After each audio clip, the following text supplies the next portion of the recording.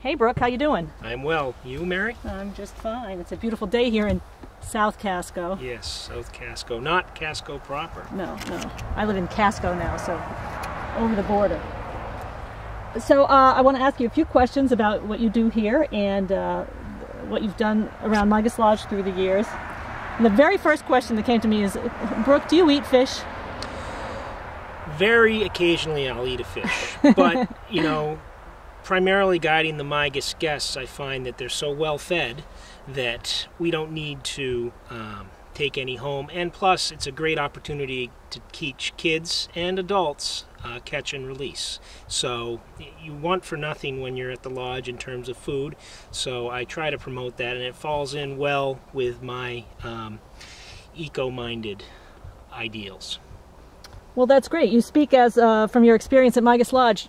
I assume you do what you do. You're a registered Maine guide, is that correct? I'm a master Maine guide. Yeah. And I've been doing it for 12 years now.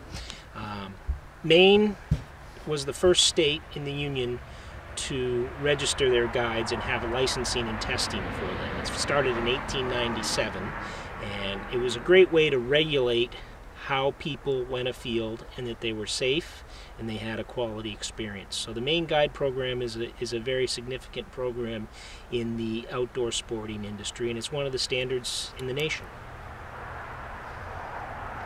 That is, did you have some special training?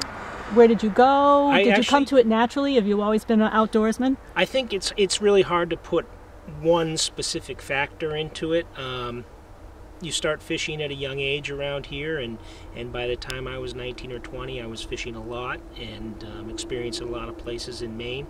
I took a course over at LL Bean to refine some of the techniques for the testing. The testing is quite hard. It's difficult. There's an actual written test, and if you pass the written test, then you go on to an oral board in front of a warden, game warden that is, and Guides Advisory Board. So you have to know many aspects of the outdoors, and the fundamental principle behind the testing was that the warden's service, i.e. the Inland Fisheries and Wildlife, needed to clean up a mess if you made it. So if the more qualified you are, the less problems they have. So it was a great way to test people and kind of get the people who you want to take people out in the field. Yeah, that sounds very logical, very logical. How often do you go, and what is your season? Do you have a season? That's changing, but generally it's ice out, which is, you know, second, third week in April, depending, usually around the 20th of April. And I go until basically almost now. This is what, November 8th, so through October.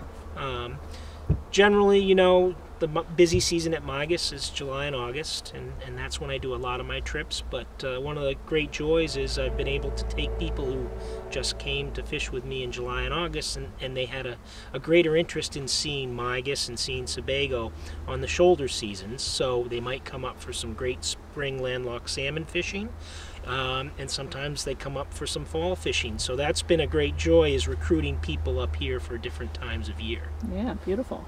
Beautiful. Well, how many trips out would you say you take in the summer or in your season? Wow, it's varied.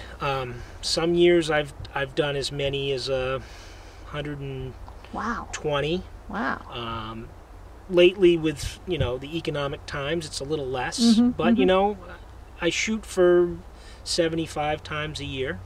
That's what I generally shoot for. Great. And is that like a full day or? I structure it in half days and full days. Half day is 4 hours of fishing, and a full day is 8 hours of fishing.